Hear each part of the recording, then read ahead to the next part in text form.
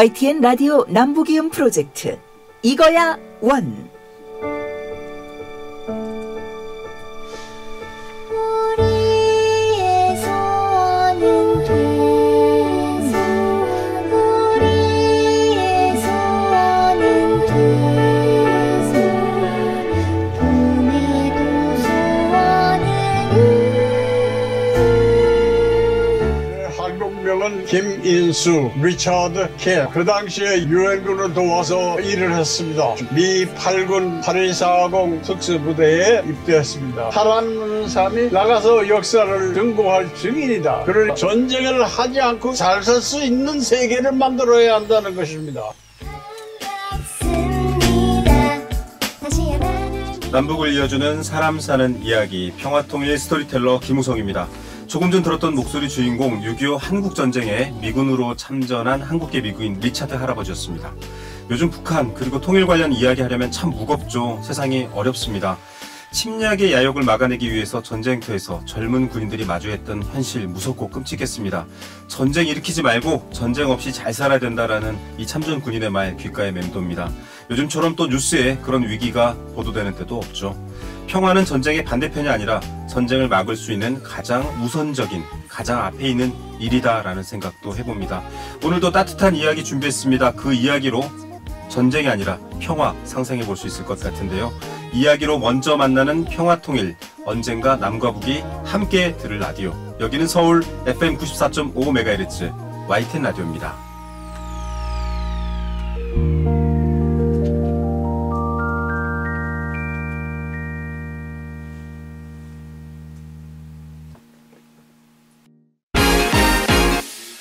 남남 북녀, 남 앵커, 북 아나운서.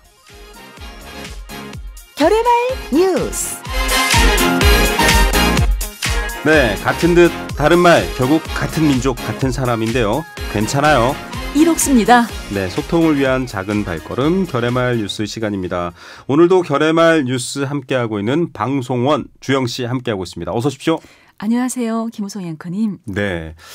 저희가 이 결의말 뉴스를 계속 같이 하면서 저도 약간 이제 북한의 억양, 언어, 방송 쓰임새 이런 거에 대해서 좀 익숙해지고 있는데 우리 주영 님도 굉장히 뭐랄까요. 조금 이제 YTN 라디오 어느 코너를 진행하고 있으면 저분이 과거 북에 있었던 분인가라고 상상도 못할 만큼 굉장히 자연스러우신 것 같아요. 아, 기회가 되면 우성 씨랑 네. 같이 한 코너를 운영을 해보고 싶습니다. 네, 좋습니다. 저희가 이제 이거야 원 시간이 아니라 뭔가 그런 뉴스가 하나 있으면 좋겠다라는 생각 저도 갑자기 드네요. 다음 주입니다. 항저우 아시안게임이 개막되는데요. 당초 지난해 예정돼 있었는데 코로나19 때문에 연기가 됐었죠. 여기에서 주목할 게 있습니다. 북한이 여러 이유로 사실 국제 스포츠 대회에 참석을 못하기도 했었고 또 안 하기도 했었는데 이제 등장한다라는 거거든요. 선수단을 네. 파견한다라는 건데 우리 민족만큼 축구를 좋아하는 사람들이 아마 없을 거예요. 남북을 네, 막론하고요. 맞아요. 북한 사람들도 축구는 정말 좋아합니다. 네. 그래서 아시안 게임이고 피파 월드컵이랑 생중계를 해줄 때는요. 네. 잠을 자지 않습니다. 똑같네요. 똑같습니다. 저도 그걸 보고 너무 재밌었거든요. 네. 그래서 오죽하면 해외로 나가는 북한 사람들이 해외에 나가서 제일 먼저 호텔방에서 하는 일이 축구 채널을 돌려보는 겁니다. 축구 보고 싶어서. 네, 북한에서는 중계를 안 해주니까요. 야, 북한에서 열리는 축구 경기나 뭔가 이런 걸 보여주면 관객석에서 박수는 치는 경우가 종종 있지만 굉장히 좀 엄숙하게. 잔잔해요. 전 그래서 축구들을 싫어하는구나라고 생각했는데 아닙니다. 전혀 아니에요. 정말 해외 나가면 호텔방에서 축구부터 찾아볼 정도로 축구 남북이 모두 좋아합니다. 축구 관련된 용어도 굉장히 다르다라고 하는데 저희가 하나하나 한번 따져보겠습니다. 자, 이 소리가 나올 때 모두들 주먹을 불끈 줍니다. 슛! 차넣기. 음절이 많아서 좀 그 느낌이 안 나옵니다. 자, 손흥민 선수 코너에서 슛 해야 되는데 손흥민 선수 코너에서 차넣기라고 하면 약간 지금은 슛이라고 합니다. 네, 그렇군요. 그것도 바뀌네요. 바뀌고 있습니다. 네, 자 패스, 연락, 네, 이건 좀 이상한데요. 골키퍼, 문지기. 문지기. 문을 지킵니다. 문지기. 알겠습니다. 헤딩, 머리 받기. 코너킥, 구석차기. 오프사이드. 공격 어김. 이거는요. 오프사이드가 사실 어려워요. 네. 네, 우리 AD도 오프사이드를 모를 수도 있습니다. 근데 공격 어김 그러면 알 것 같아요. 그렇죠. 공격수가 나가다가 먼저 나가는 네, 거잖아요. 이거는 공격 어김 나쁘지 않은데요. 미드필더, 중간 방어수, 핸들링, 손 다치기 반칙, 손 다치기. 이거 되게 낯서네요. 자, 페널티킥.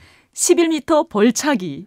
와, 이렇게 중계를 들으면요. 제가 만약에 라디오 중계로 축구 경기를 듣는다. 하나도 못 알아들을 것 같습니다. 알아듣지 않을까요?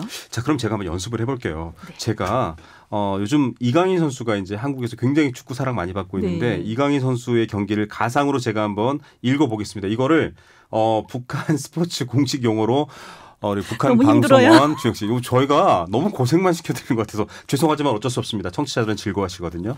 자, 한번 해보겠습니다. 자, 경기 후반 30분이 지나고 있는 이 시각 일본 선수의 핸들링으로 대한민국 팀에게 페널티킥이 주어졌습니다. 이강인 선수가 나설 것으로 보이는데요. 이강인 선수 긴장된 모습. 자, 슛! 골인! 정말 진짜 같아요. 저 가슴 뭉클했습니다. 잘하십니다. 네, 자, 방송원 주영 씨가 북한식으로 읽어드립니다. 경기 후반 30분이 지나고 있는 이 시각 일본 선수의 손 다치기 반칙으로 대한민국 팀에게 11m 벌차기가 주어졌습니다. 이강인 선수가 나설 것으로 보이는데요. 이강인 선수 긴장된 모습. 자, 차넣기 골인 됐습니다. 아, 잘하시는데요? 굉장히 이해되었죠? 예, 이해도 되고 네. 느낌이 일단 이해가 됩니다. 그리고 꼬리는 또 같군요. 그렇죠? 골인. 네. 완전 생소한 북한말이다라기보다는 영어를 그냥 한글식으로 표현하려고 노력했다 이렇게 보이기도 하네요. 노력을 많이 한 겁니다. 한국도 박정희 대통령 시절에는 약간 체제 경쟁을 하고 있었습니다. 그 당시 김일성 북한과 박정희 대한민국이 체제 경쟁했을 때 우리도 우리말 쓰기가 꽤 강조됐었어요. 그래서 마니걸스라는 대중 가수가 나왔는데 토끼자매로 이름을 바꾸고요. 귀엽네요. 그런데 최근 들어서 축구 용어도 많이 변하고 국제 표준으로 많이 변하고 있는 것 같습니다. 북한도 그걸 인지를 하고 있는 것 같습니다. 네. 세계화를 이루기 위해서는. 그렇죠. 젊은 세대는 네. 슛 해야 되는데 갑자기 차넣기 이런 뭘 찰로 막 뭘 이렇게 될 것 차넣어. 같아요. 예, 그럴 것 같아요. 기왕 축구 이야기가 나왔으니까 이 표현은 꼭 배워드리고 싶습니다. 어떤 건가요? 몰리는 축구팀의 문지기 신세. 축구와 관련된 속담 같아요. 예, 표현입니다. 네, 어떤 뜻일까요? 몰리는 축구팀의 문지기 신세. 정말 소나기 공격을 당하고 있는 골키퍼의 절박한 사정인데 진퇴양난. 도망갈 도망갈 수도 없는 문지기 사면초가 신세. 설상가상. 예, 몰리는 축구팀의 문지기 신세. 오늘도 정말 재미난 말 배워주셔서 감사합니다. 여기까지 함께하겠습니다. 네. 감사합니다, 주영 씨. 감사합니다.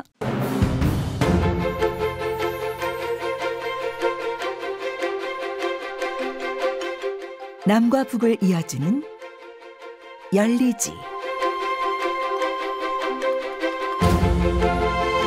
우리 김장 문화가 유네스코의 인류 무형유산으로 등재됐습니다. 네, 북한이 신청한 김치 만들기가 인류 무형문화유산으로 등재됐습니다. 한 젓갈도 한 5가지 들어간 것 같습니다. 위에서 오신 북한민들을 대상으로 드리는 김치라 좀 젓갈 양이 전라도 김치보다는 적고요. 북한에서 이런 장갑도 없이 맨 손으로 다 씻었어요. 정말 이런 이렇게 불면서. 개성시의 특산 음식인 보쌈 김치입니다. 어떻게 보면 거의 백김치 비슷하게 만드는 게 평양김치예요. 김종훈 동지께서 유경 김치 공장을 현지지도 하시었습니다. 김치 없이 못 살아 정말 못 살아 나는 너를 못 잊어. 네, 벌써부터 입맛 다시는 분들 많으실 것 같습니다. 저도 정말 좋아하는 음식이 김치인데요. 김치는 음식이 아니라 사실 김치로 왔을 때 음식은 비로소 문화가 된다라는 생각이 듭니다. 김치는 정체성이죠. 지역을 대표하기도 하고요. 먹고 사는 문제, 사실은 살고 먹는 문제가 아니라 먹고 사는 문제입니다. 먹어야 살 수 있으니까요. 음식에 이렇게 많은 이야기가 얽혀 있고요. 이렇게 보면 음식은 정말 인문학이다 라고도 부를 수 있을 것 같습니다. 김치 얘기를 오늘 좀 할 텐데요. 김치뿐만 아니라 음식으로 사람을 이해하는 많은 이야기들을 위해서 오늘 특별히 두 분의 초대석 준비했습니다. 오늘 이 시간 함께해 주실 분 소개해 드리겠습니다. 최근 북한 음식 또 북한 음식과 사람에 대한 에세이 책을 발간하신 분이 있습니다. 밥 한 번 먹자는 말에 울컥할 때가 있다의 저자 위영금 작가님 나오셨습니다. 어서 오십시오. 네, 안녕하세요. 자, 이런 책을 만드신 작가도 대단하지만 이 책이 나오도록 하시는 분이 또 있습니다. 김성신 문화평론가 자리에 나오셨습니다. 어서 오십시오. 네, 안녕하세요. 네. 김성신 선생님은 워낙 방송을 많이 하시니까요. YTN 라디오에서도 방송을 많이 하시고. 네, 그렇습니다. 오늘 방송 전문가 한 분 있어서 제가 마음이 좀 편안합니다. 작가님, 책 제목이 요즘 트렌드가 좀 긴 제목이 유행이에요. 뭐 죽고 싶지만 떡볶이는 먹고 싶어 이런 제목이 베스트셀러가 되는데 딱 느낌이 그렇게 왔습니다. 일단은 책 얘기를 먼저 좀 작가님 해주셔야 될 것 같아요. 그리고 본인 소개도 짧게 해주십시오. 네. 제가 좀 굉장히 힘든 시기가 있었거든요. 네.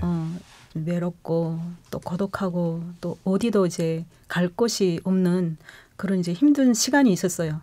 근데 그때 진짜 힘들 때 그때 고향 음식이 생각이 나더라고요. 북한에서 먹었던 음식들. 네. 특히 이제 함경도 명태김치는 제가 이제 좋아하는데요. 그걸 먹으면서 기운을 차렸죠. 그러니까 이제 그 북에서는 너무 어렵게 살았잖아요. 네네. 근데 이렇게 좋은 환경에서 참 내가 어렵다고 생각하는 그것이 좀 재수롭더라고요. 네. 그래서 그러면서 음식에 대해서 관심을 가지게 되고 저 책까지 내게 됐습니다. 음식이 그리움도 달래주고 힘들고 지친 나를 일으켜 세워준다. 많은 분들이 친정 엄마의 음식들 먹고도 그런 얘기를 하는데 음식이 정말 많은 걸 담고 있다라는 생각도 드는데 선생님께 궁금한 게 있습니다.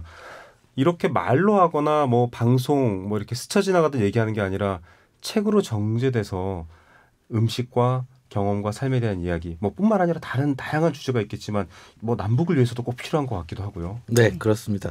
사실 저는 이 책 나오기 훨씬 전부터 원고 상태에서 봤고요. 네. 왜냐하면 저하고 좀 특별한 인연이 있는 것이 그 통일부 산하의 남북 하나재단에서 있죠. 예, 지난 2022년이었던 걸로 기억하는데 이 매년 하고 있는 행사입니다. 남북 통합 문화 콘텐츠 창작 지원 공모 지원 이게 프로그램이 있어요.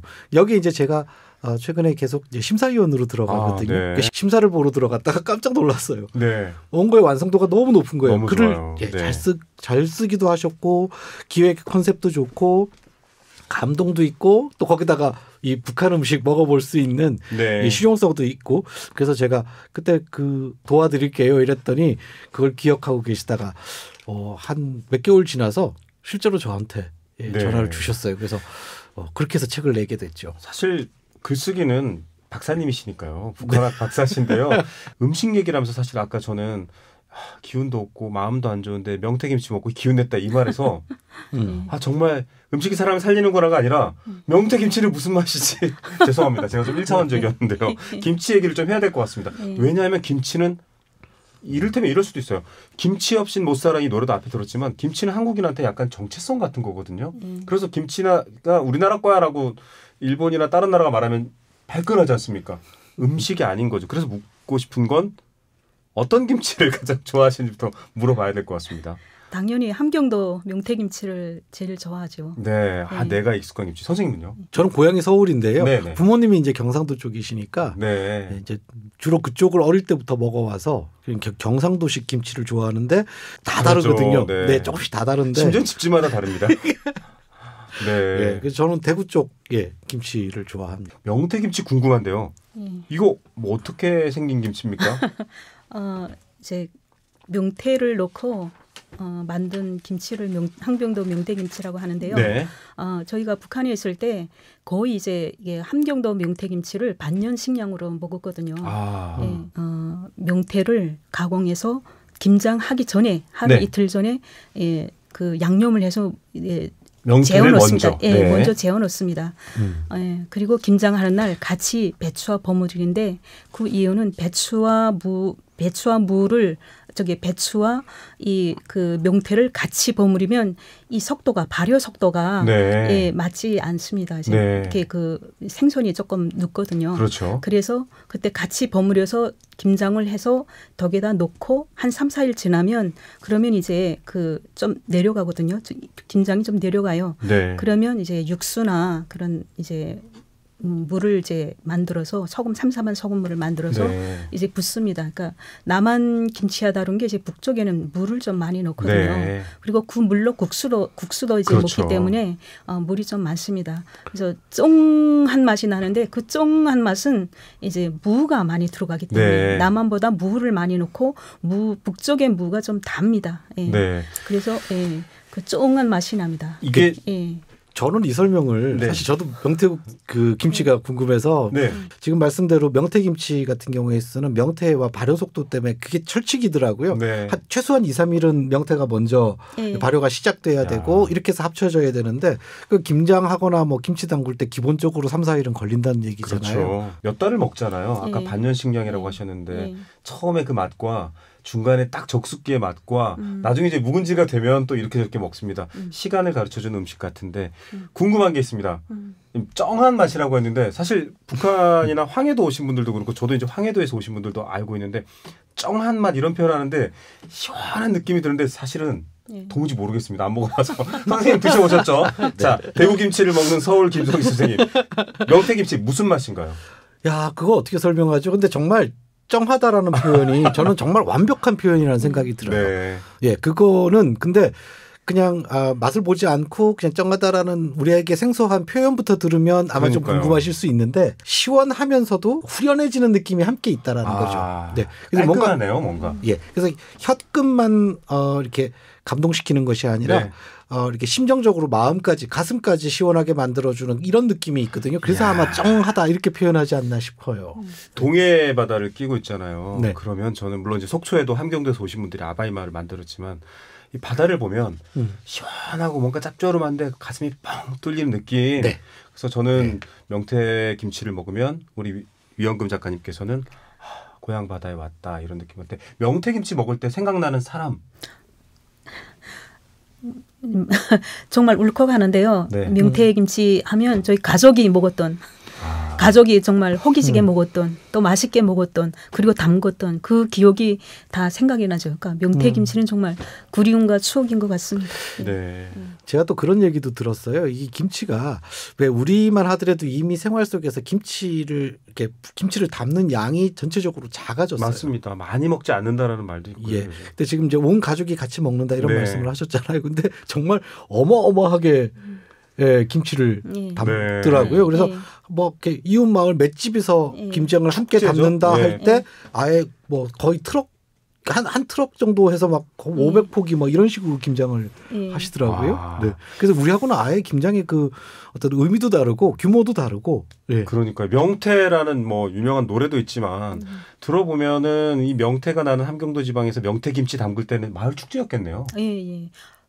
좀 힘들죠. 축제라기보다 노동도 있으니까요. 당연히 힘듭니다. 춥고 손시려운데. 춥고 손시려워. 그래도 해야 하는 행사처럼 연례 행사처럼 이제 하는데 이제 소금도 부족할 때는 한 집이 담근 물로 또 다시 이렇게 고기 두세 번씩 절여내는 때도 있습니다. 그렇게 같이 또 협력하기도 하고요. 그러니까 기본적으로 그 규모가 되면 이웃이 맞습니다. 같이 하지 않으면 그냥 가정별로 이 단위별로는 김치를 담글 수가 없겠더라고요. 그러니까요. 사실 김성신 문화평론가께서는 뭐 출판 책뿐만 아니라 다양한 분야가 이렇게 공유되고 나눠질 수 있는 지식으로 생산되도록 책을 만드시는 분인데 어떻게 보면 음식이나 이런 경험은 굉장히 모두가 공유하기 쉬운 주제잖아요. 그렇죠. 북한에서 오시는 많은 분들이나 또 북한에서 왔지만 여기서 성장하는 분들이 음식으로 이렇게 책이라든지 이런 것들을 좀 더 많이 풀어내고 표현하면 더 좋을 것 같다는 생각이 듭니다.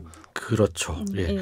사실 그렇게 따지고 보면 이 김치를 담고 있는 책들의 기원이 어마어마하게 올라갑니다. 네. 예. 그래서 뭐 우리 뭐 김장의 기원 이런 것들은 사실상 지금 학술적으로도 어디를 기점으로 잡아야 될지 여기에 대해서 논란이 아직도 있고요. 그래서 이 고려 시대 그 이규보가 쓴 그 시에 보면 그 시에 이런 구절이 나와요. 무를 장에 담그거나 소금에 절인다. 이런 내용이 이규보의 시에 나오는데 이 이규보가 살았던 시절이 1168년에서부터 1241년. 1241년에 낸 그 동국 이삭국집에 또 김치 얘기가 나오거든요. 네.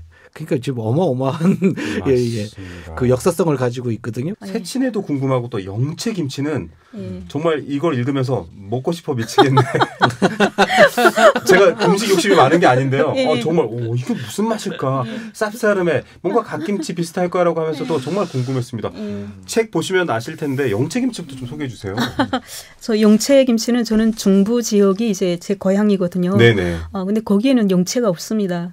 그래서 영채는 백두산 그 화산재에 심어져서 우리 오래전부터 우리 조상들이 먹었던 어떻게 생긴 거죠? 그러니까 그러니까 나물과입니다. 아, 나물과인데 냉이처럼. 예, 미나리처럼 향이 나는데 그것이 좀 독특한 향이 알싸하고 독특한 향이 나는데 예, 그래서 그게 이제 백두산 그 하산지에서 그쪽에서 살았던 사람들이 이주를 하면서 중국으로 이주를 하면서 그걸 가져가서 거기서 심어서 지금 재배해서 먹는데 이 한족 중국 쪽들은 이제 그걸 안 먹거든요. 그래서 그게 이제 우리 민족의 그 것이다 이렇게 하는 주장을 하고 있습니다. 김치가 마치 설명을 들으니까 아리랑 같습니다. 막 미량 아리랑 불렀는데 노래가 신나니까 광복군이 군가로 쓰고 뭐 이런 건데요. 결국은 정말 문화적 DNA 차원으로 봐야겠네요, 선생님. 많은 변형들이 있을 수가 있고 또 그 문화가 담기기도 하고 저는 근데 또 우리가 생각해 볼 수 있는 부분들이 앞으로 미래에 대한 가능성. 그러니까 지금 이렇게 탈북자분들을 먼저 온 통일이다 이런 이야기들도 하잖아요. 그렇죠. 그래서 이 북한에 관련된 음식 같은 것들이 지금 이렇게 위원금 작가님 같은 분들을 통해 가지고 먼저 남한에 이렇게 소개가 되고 또 이 안에서 또 다시 섞이고 또 이 안에서 다시 파생되고 이런 것들이 계속해서 어떤 문화적인 뭐랄까 생태계를 이루게 되는 맞습니다. 시간을 계속 이어가거나 바꿀 수 있습니다. 저희가 사실 오늘 김성진 선생님과 위원금 작가님 같이 모신 이유가 그냥 김치 얘기만 하려는 게 아니고요. 김치라는 음식 정체성과 이어서 문화, 세대 이거야 원 최초로 3명이 지금 방송을 하고 있는데 보통 한 분씩 나왔는데 자 궁금한 게 하나 있습니다.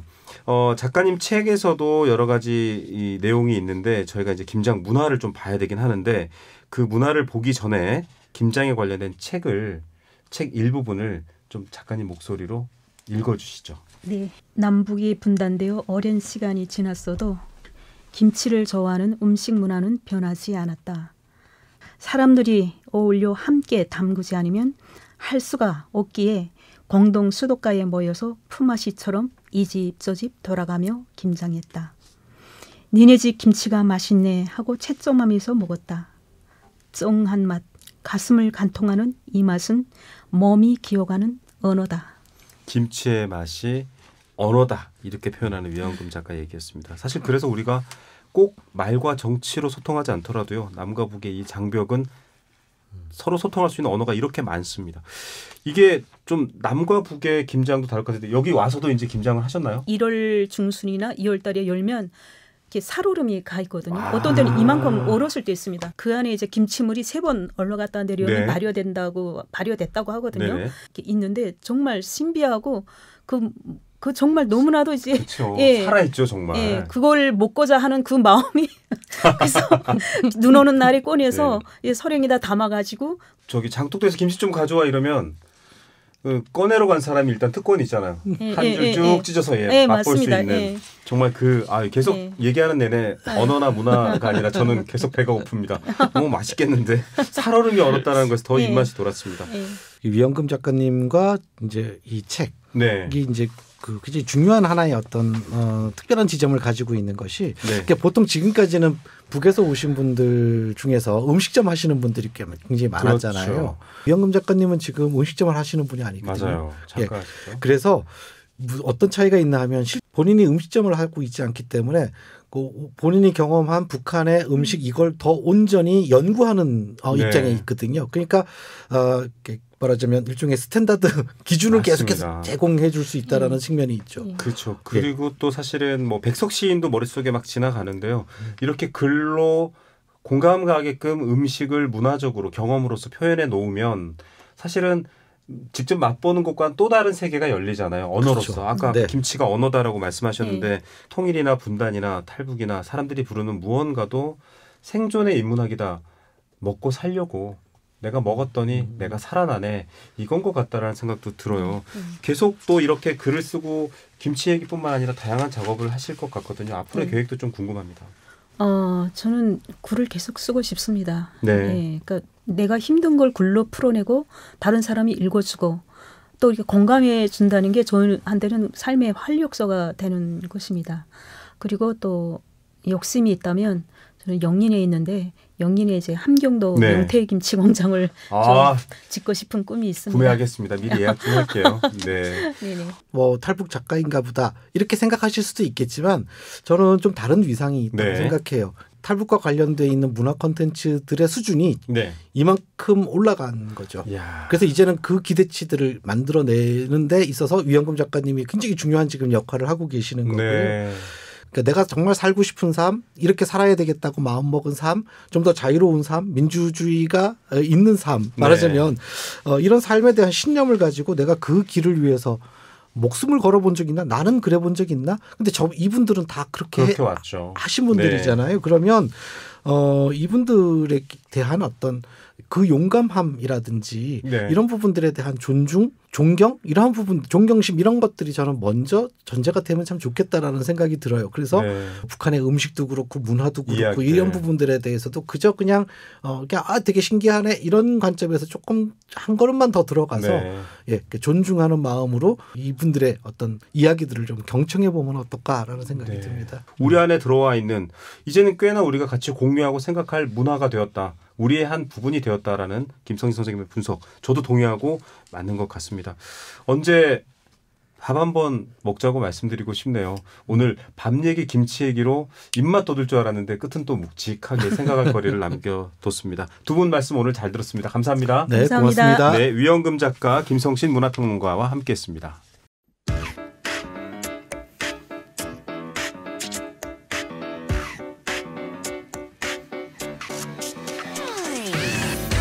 이거야 원. 우리들의 넘버 원. 어려서부터 음악을 좋아했습니다.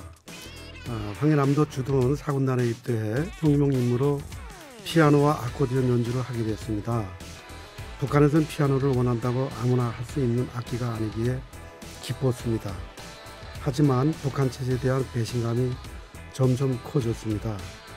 그렇게 1998년 1월 21일 저는 탈북에 올랐습니다.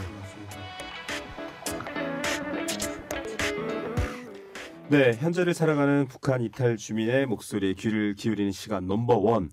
정말 이 시간에 많은 넘버원들이 많이 왔습니다. 이분은 정말 특이한데 대단한데 이런 분인데요. 오늘은 음악과 관련된 넘버원을 제가 모셨습니다. 탈북 1호 작곡가, 음악가입니다. 김영남 NK예총 회장님 스튜디오에 모셨습니다. 어서 오십시오. 네, 안녕하십니까. 네, 저희가 많은 분들은 모셨는데 이렇게 또 음악 관련된 분들을 모신 건 처음이에요.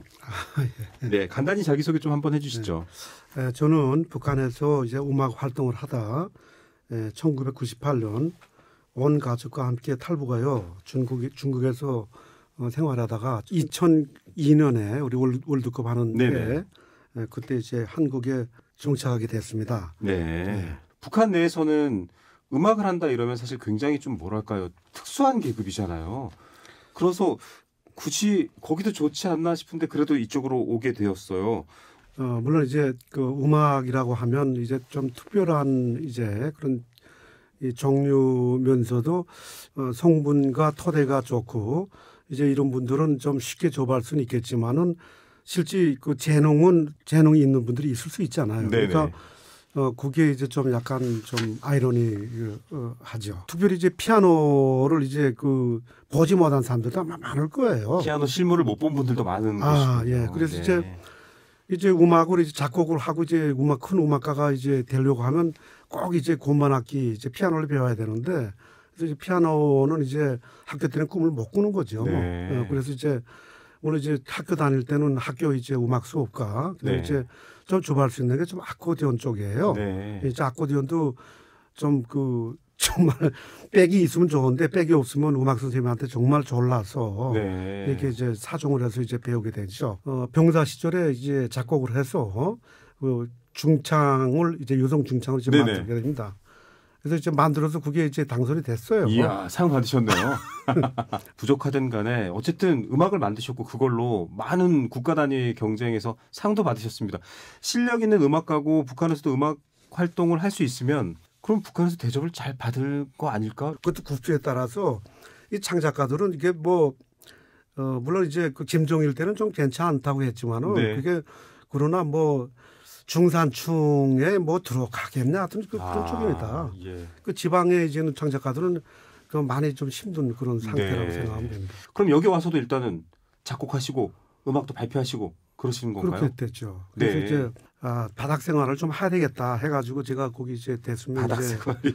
왜냐하면 바닥 생활을 해야지 네. 이제 그 문화도 좀 알고 네. 전부터 그러니까 물론 이제 아무 닥치는 대로 이제 일을 하게 됩니다. 그래서 뭐 생계도 해야 되니까 그래서 저 우유 대리점에 가서 이제 우유도 하고 그랬는데 그거 하면서 낙원상 가서 피아노 조율을 좀 했어요 제가. 네. 한 5개월인가 6개월인가 했는데.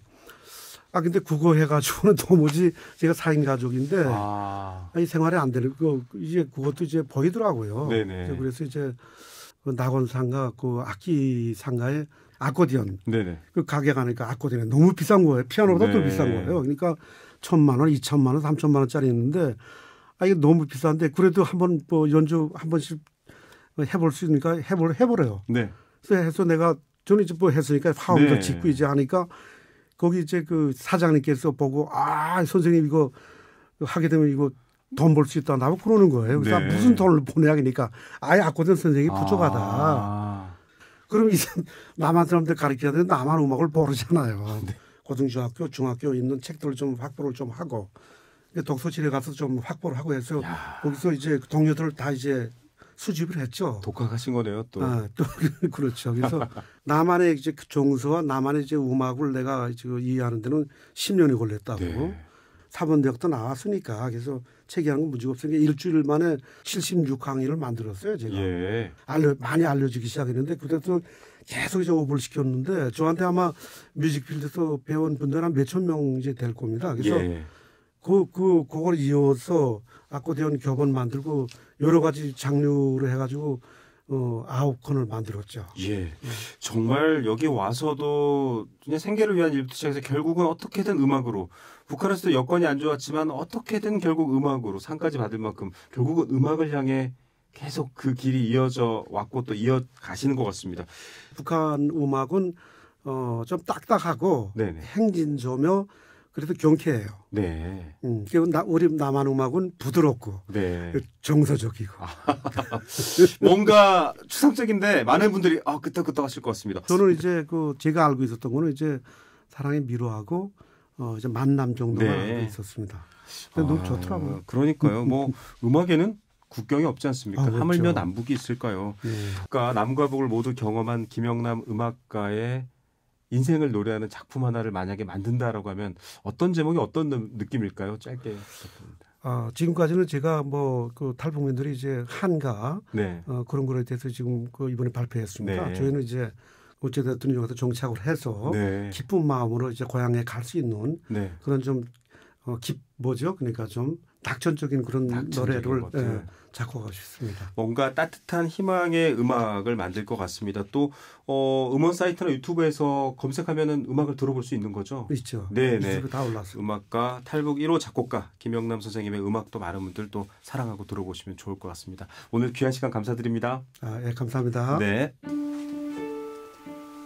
저는 2016년도에 한국에 온 이정호라고 합니다. 사람들이 혹시 너에 대한 얘기냐 하면서 하필이면 그 이학성이라는 게 캐릭터 설정상 교실에서 한 번쯤은 만나봤을 것 같은 좀 똑똑한데 괴짜 같은 친구의 목소리랑 비슷하죠.